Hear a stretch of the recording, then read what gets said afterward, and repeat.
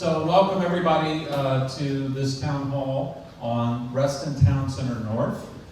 This is an opportunity for you to see what the latest plans are and also to provide feedback on a rezoning application that is moving through the process. I'm going to turn it over to Tim Sampson in just a minute, but beforehand I want to just provide a little bit of context. Well, first of all, for anybody here that doesn't know me, I'm Walter Alcorn. I'm your Hunter Mill District Supervisor. So,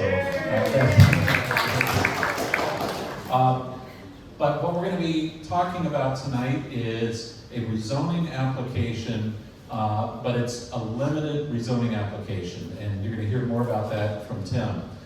This is consistent with a lot of work that's been done up to this point. I want to first of all thank all the folks that served on the Reston Task Force, the Comprehensive Plan Task Force. Actually, I don't see anybody here that was on it. They're totally burned out. They never come to meetings anymore. So this was the task force from 2020 to 2023.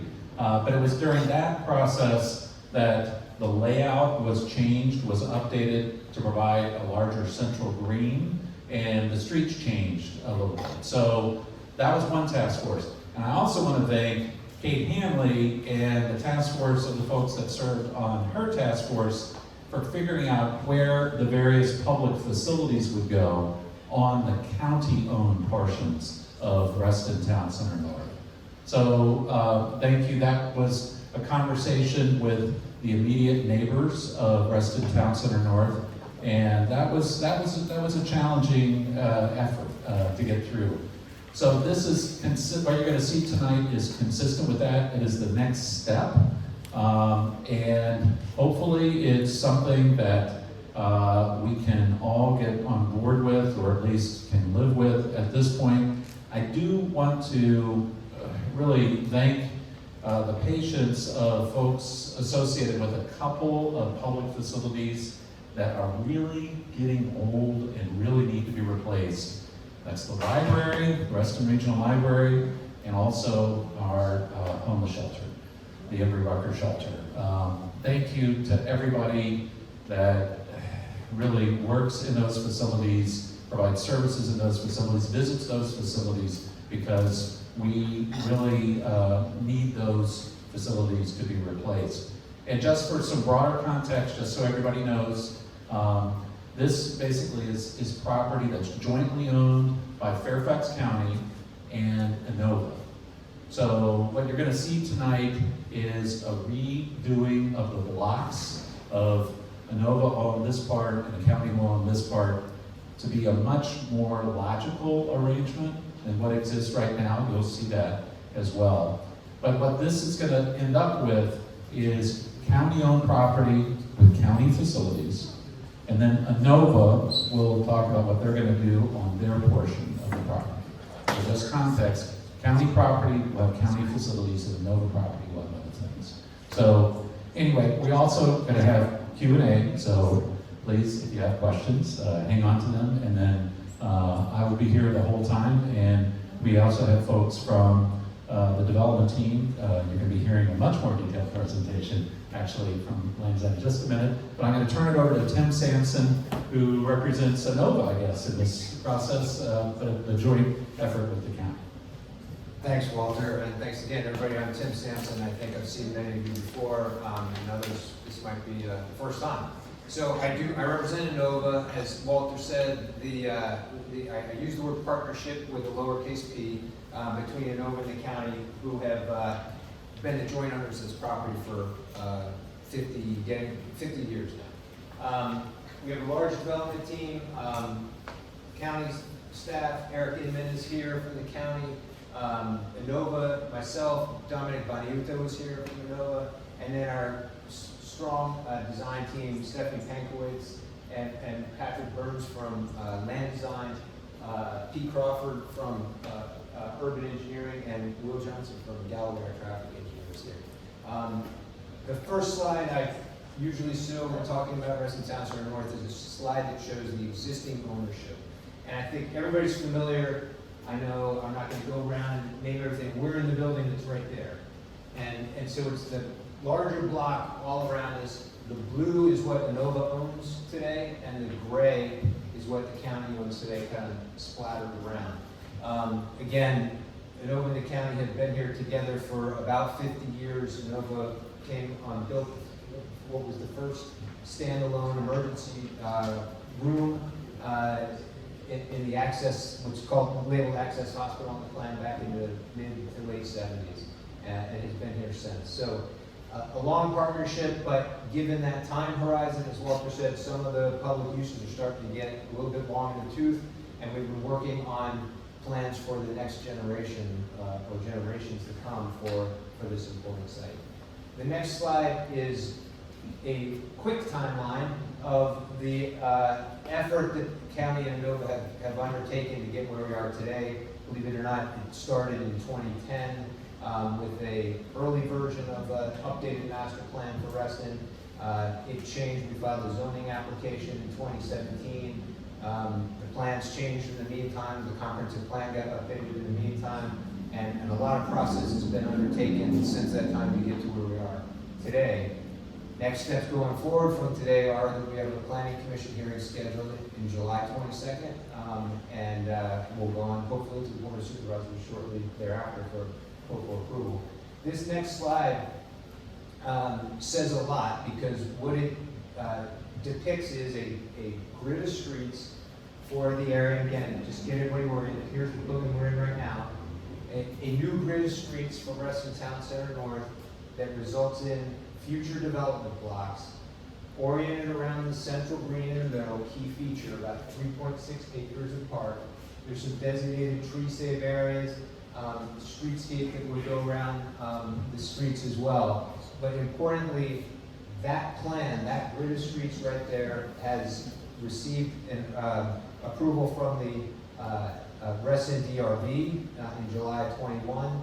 It was implemented then as part of the Fairfax County Comprehensive Plan and Reston Master Plan in 2023. As Walter mentioned then, the Cape Handling Task Force undertook to help identify where the public uses should be located within those blocks. And Tim, can you read off those? I don't think people in the back. We can't see. Yeah, I'm going to try. And the public uses in the words here, block 1 would be a public school site. Yeah, thanks, Tim. Let's just work counterclockwise. Block 3 would be the location for the new Reston Regional Library. Block 5 will house 2 public facilities on the north side of relocated Health and Human Services building. That's the use that's on Block 1 today. And down the south side of that block, still in Block 5, Stephanie, is where the new shelter would be. Block 7 would be a future home of a future athletic field. Block 8, recreation center, done with the Fairfax County Park Authority. And then blocks, the east side of the site are the blocks where Inova would own. And then 2, 4, and 6 there. And their plan for mixed use, the plan for, consistent with the comprehensive plan recommendations, up to 1,000 housing units and up to 150,000 square feet of non-residential square foot, which would be put to, likely medical uses, retail, some office, that sort of thing to go along with that. So again, big picture, we've got a framework that has been endorsed by the Reston DRB, is part of the Fairfax County Comprehensive Plan, and despite all of this time and process and layers, what we're doing now is really a very simple next step, and that is to propose a zoning plan, which is the next slide, that reflects all of those things I just talked about. So you can see this plan, this is the zoning plan we have submitted now to the county. It's the same grid of streets, the same resultant blocks, the same areas of tree save, the same central green, the same uses. All of those things were identified through all of those processes. Importantly, for this conversation is also to say, as Walter mentioned, this is the next step, but there are many steps to come, because go back one if you would please, what you notice is there's spaces in these blocks, right? We're not proposing the final design of buildings at this time that would occur within those blocks.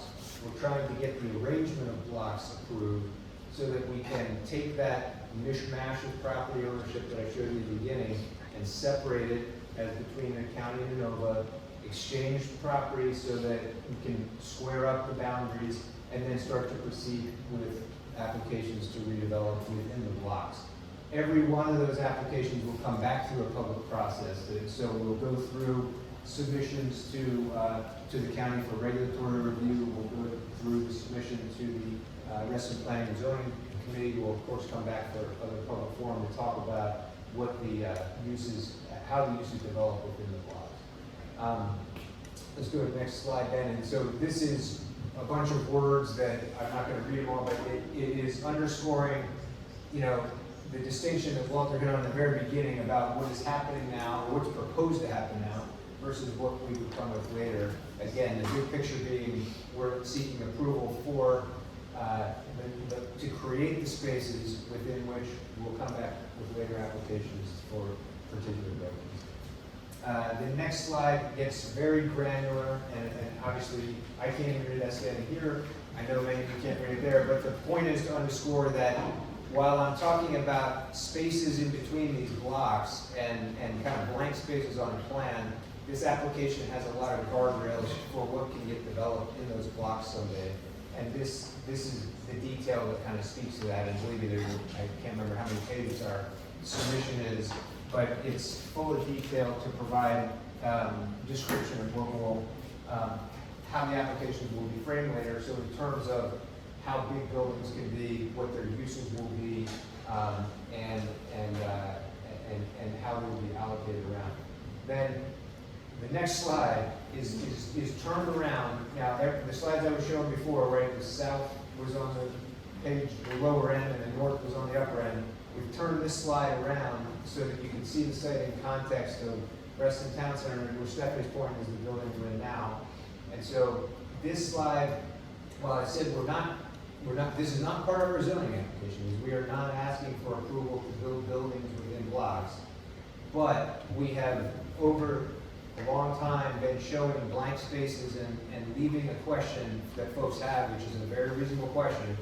Well, geez, thanks for showing me the blank space, but how do I know any sense of scale for what might fit in those blank spaces someday? And so what this graphic is trying to do is depict that, and it's just, again, don't pay attention to what the buildings look like. It's not meant for that. It's meant to take the guardrails that I described a second ago for how big a building could be within one of those blocks and depict it in a graphic way so that you can have a sense of the relationship of the development of those blocks to the open spaces and the areas around it. And what you see is that we took the cues that are set forth in the comprehensive plan that the height of these buildings, the intensity of these buildings step down in density from south to north and from east to west.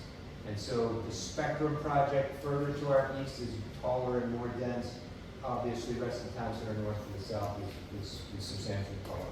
So again, just providing a sense of context here to give everyone an idea of what those blocks, you know, could develop like. So at this point, I'm going to turn the conversation over to Stephanie Bankwitz, who will talk about more of the project and more of the substance of the project. I'm more of the process guy, and she is thankfully the substance. Thank you. Great.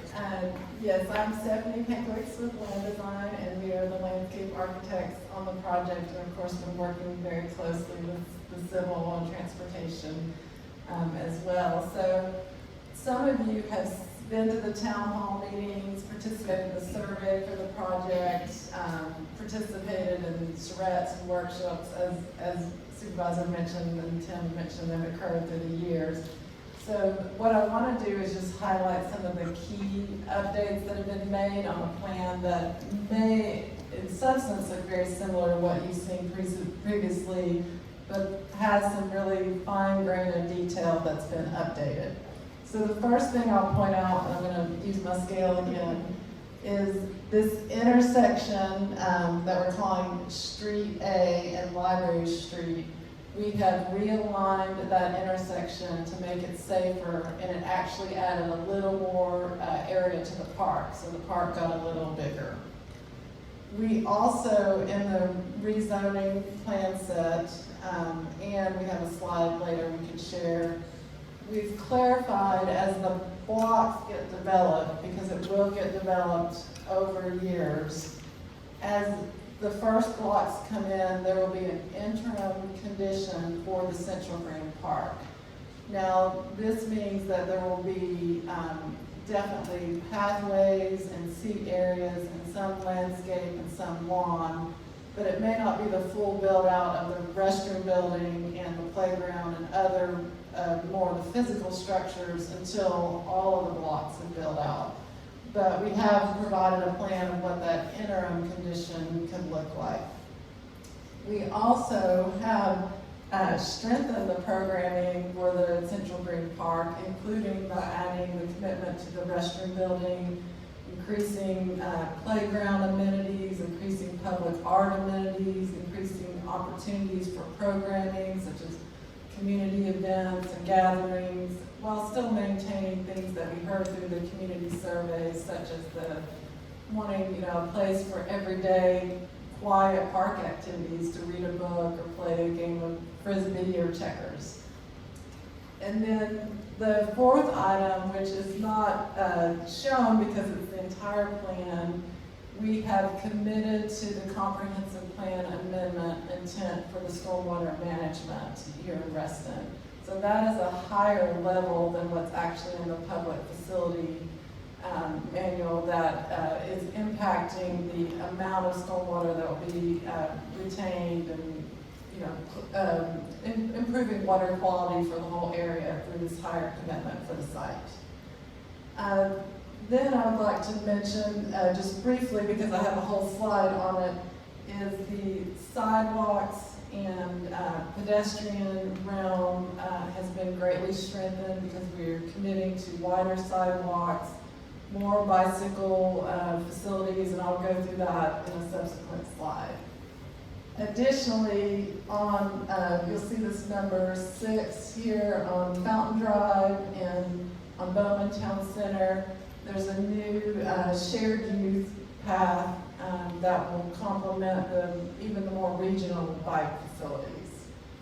And number 7 has to do with the Reston specific streetscape. As many of you know, the comp plan calls out specific streets that should get a wider streetscape with a more in-depth canopy, tree coverage, and understory trees, all native plants. And what